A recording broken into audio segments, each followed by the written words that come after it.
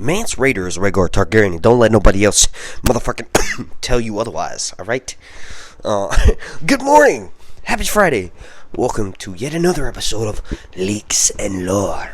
It's Freaky Friday, so that means we gotta talk about some freaky theories. Oh yeah, I got a new microphone. Hopefully my voice is more dynamic and, I don't know another word, intrinsic. It should sound better, all joking aside.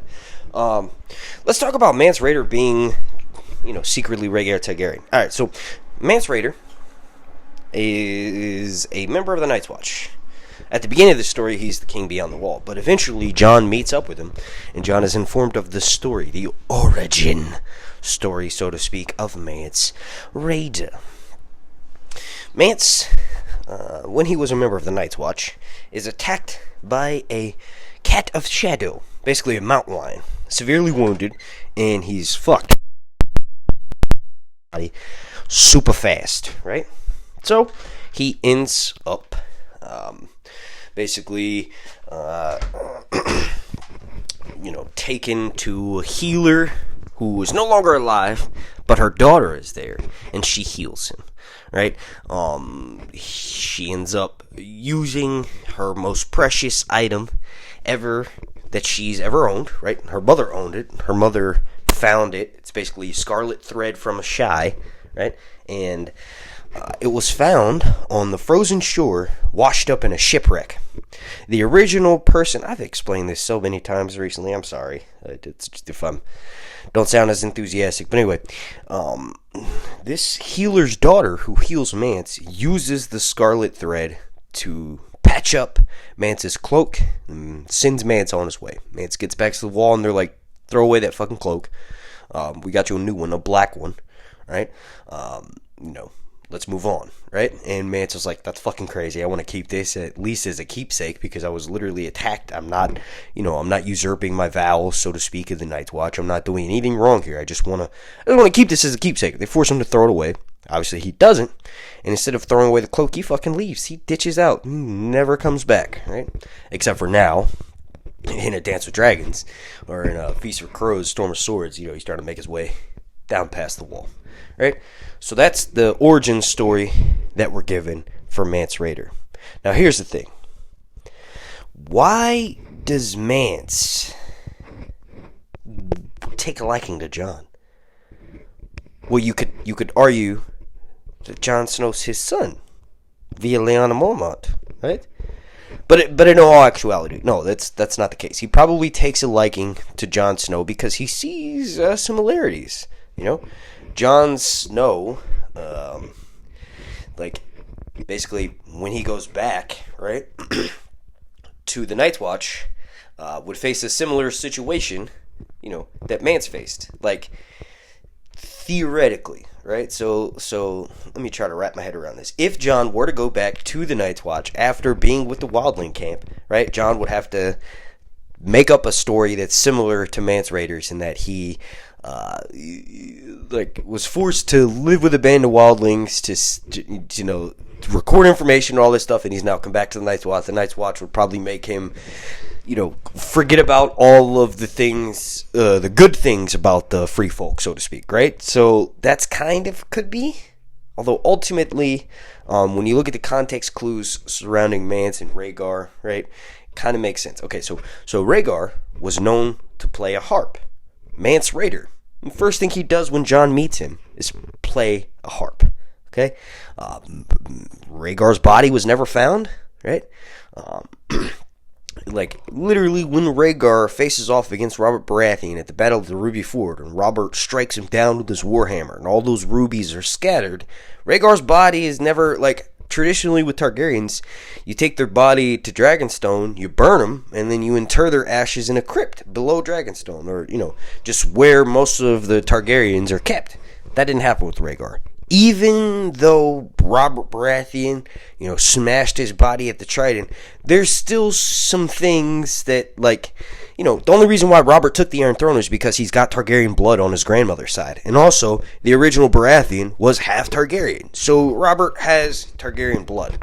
Ultimately, he does things like put Targaryen tapestries down in the basement, remove all the skulls that are in the Red Keep and put them down in the basement. So he is against the Targaryens, but ultimately, if the battle went down the way it supposedly did, right? Where there's all these witnesses, obviously. I'm kind of working through this live, so that's why I sound so scatterbrained. But, if it really did go down like that, why wasn't Rhaegar's body taken back and his ashes interred?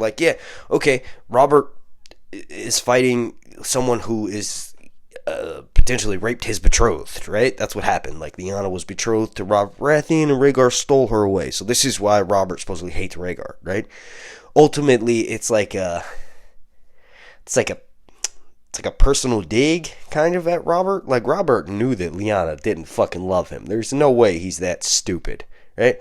And Ned and also Brandon and, you would assume, obviously, Benjen and anybody that's around would be able to tell that, Lyanna doesn't really fuck with Robert. Just doesn't sound like that's her style, right? So what we know about Lyanna is she likes to hunt, right? She's independent. She sticks up for her friends, Howland Reed, right? Howland Reed is this dude who may have potentially spent a year in the Isle of Faces, according to Mira, right? But when you hear that about her personality, and then you realize a lot of people tell Arya that she's exactly like her aunt, you realize Lyanna would not. This is not the type of person that would fuck with some big, boisterous motherfucker like Robert Baratheon. And even in his youth, he wasn't like King Robert, but he was still well on his way to becoming the king that he was, right? Or the person that he was, right? Eventually king. And he brought down the downfall of the Targaryen dynasty. Now, what's interesting, right, getting back on track here, is the rubies, right? So ruby thread that's used to patch Mance Rayder's cloak, and he still wears it, right? He never got rid of it. Rubies being scattered from Rhaegar's armor, right? And then people at the battle supposedly picking them up. Now, get this.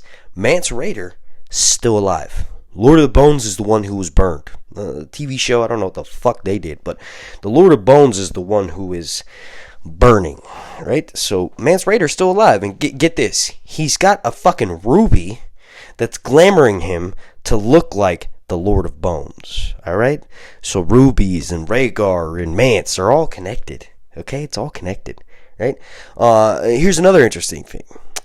Rhaegar actually would be right around Mance's age.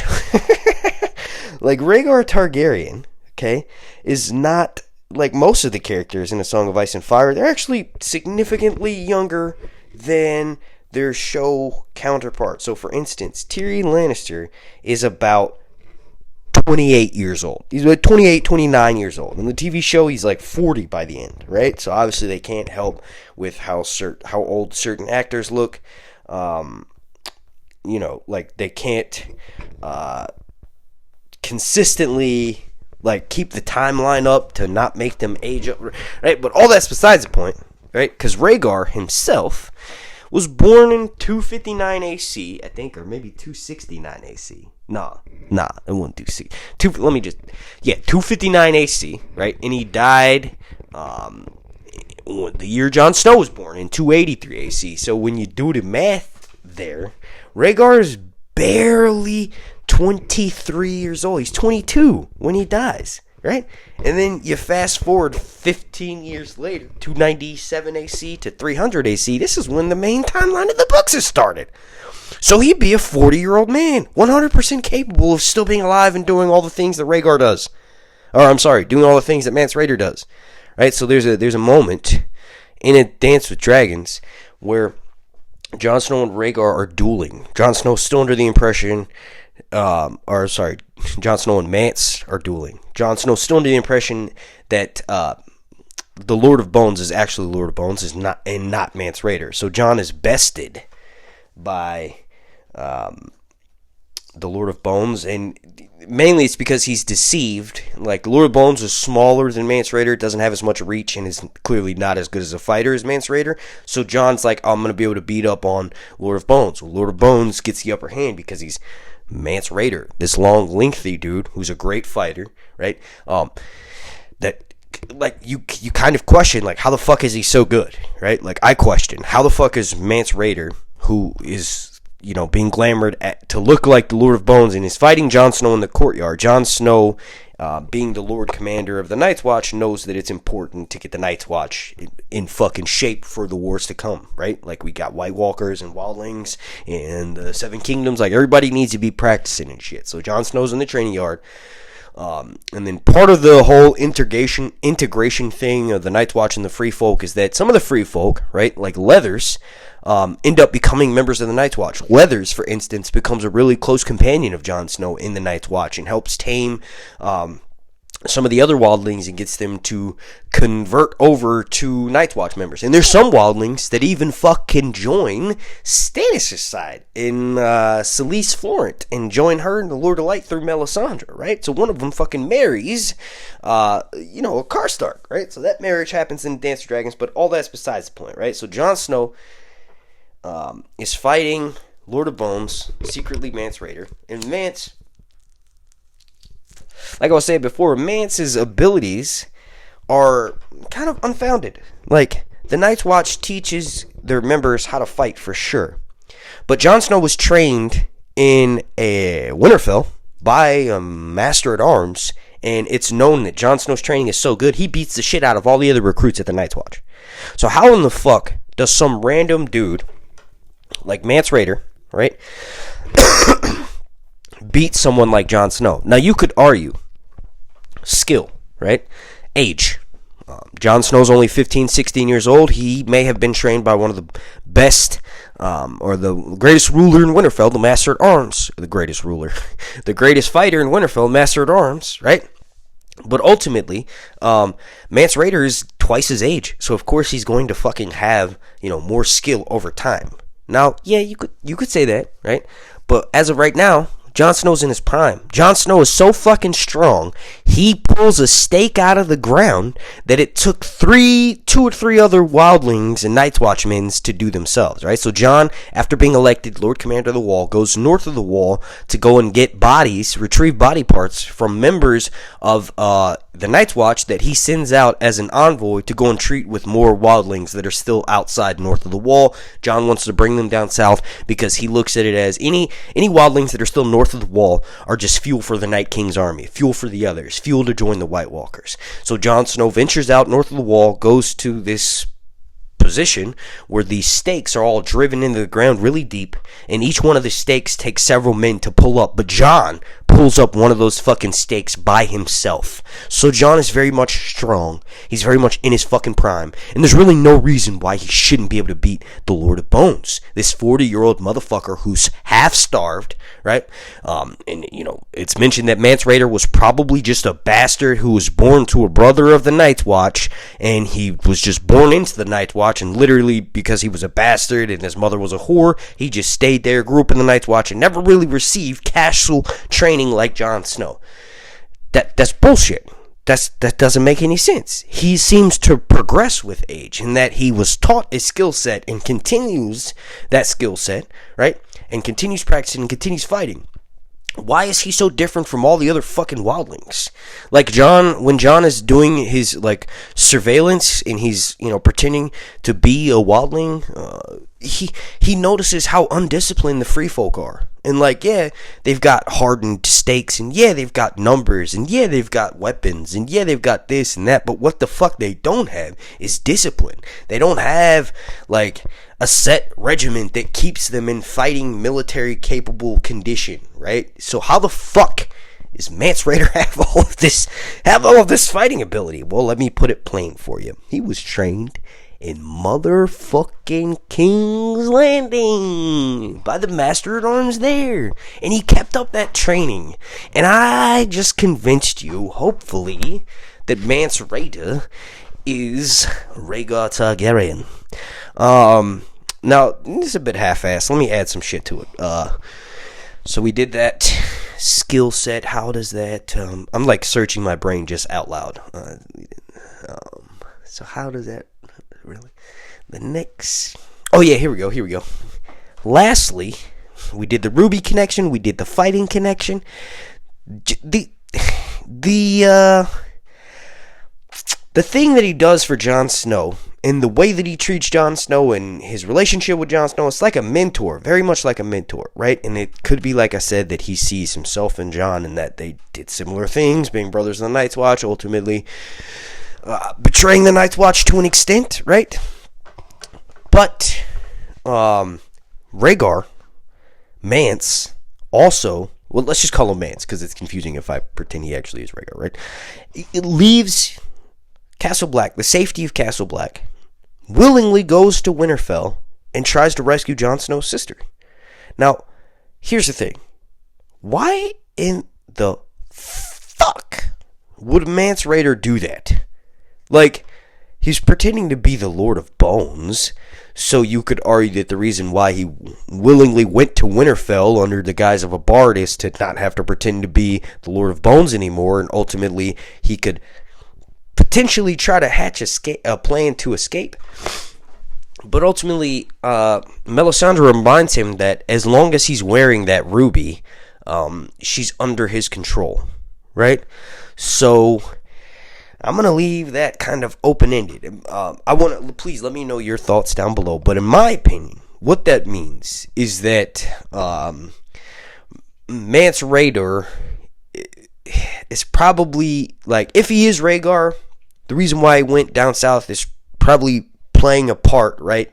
He wants Melisandre to think that she does have control over him, but ultimately he knows that if he saves Jon Snow's sister, Jon Snow would trust him even more. And then eventually when he reveals that he's his father, you know, Jon Snow would have no choice but to sort of, like, embrace him because of all these things he's done for him. I don't know. I mean, it's a tinfoil Freaky Friday theory. I hope you all have a wonderful weekend. Content is coming. I just did a leaked video last night on blood and cheese. Please go check that out on YouTube if you haven't already watched that. Also, thank you for listening. Thank you for the new members that have joined here within the past week. Real quick, shout out to those individuals. Their usernames are as follows: Dakota Adkins, Sydney Ridgeway, and Rest in Turns. Thank you all so much for joining here on Patreon. Also, thank you to every single member who's been here for a while, right? Thank you to all of y'all. Y'all are amazing. Hopefully these podcasts, videos, this content in general, keeps you entertained throughout the wait for House of the Dragon Season 2, Winds of Winter, and all that good shit, or as it's known over here on Leaks and Lore and Sir Hunt's Reviews YouTube channel, The Long Night. So there is one night Ixos door. I got a couple comments saying that my catchphrase sounds like black speech of Mordor. Now that I'm actually currently reading Lord of the Rings, I'm well over halfway into the Fellowship. I agree with that a little bit. I think... Well, oh yeah, did you know this? Check this out. Frodo's dad's name is Drogo, right? And we have Khal Drogo in the obviously in Song of Ice and Fire. Also, it very much Valyrian and Elvish and black speech of Mordor and even Dwarvish. All that, it does sound like Valyrian. George definitely was inspired by that. But then also, you got to realize George will say his words in English for the reader and then say that phrase was uttered in High Valyrian, or like Daenerys repeated the phrase in Valyrian or something like that. So he doesn't actually have all these words that we hear on the TV shows. That's made up by David J. Peterson, who I have actually met. I did a panel with him at Con of Thrones a couple years ago. But he makes up most of that shit for the TV show. So that doesn't exist in the Song of Ice and Fire books, whereas J.R.R. Tolkien literally went the next step forward and includes all that crazy sounding shit in his books. So, pretty cool. Thank you for listening. Oh yeah, let me know what you think of my new mic. It should sound really good. The audio should sound more robust and dynamic. Thank you for listening.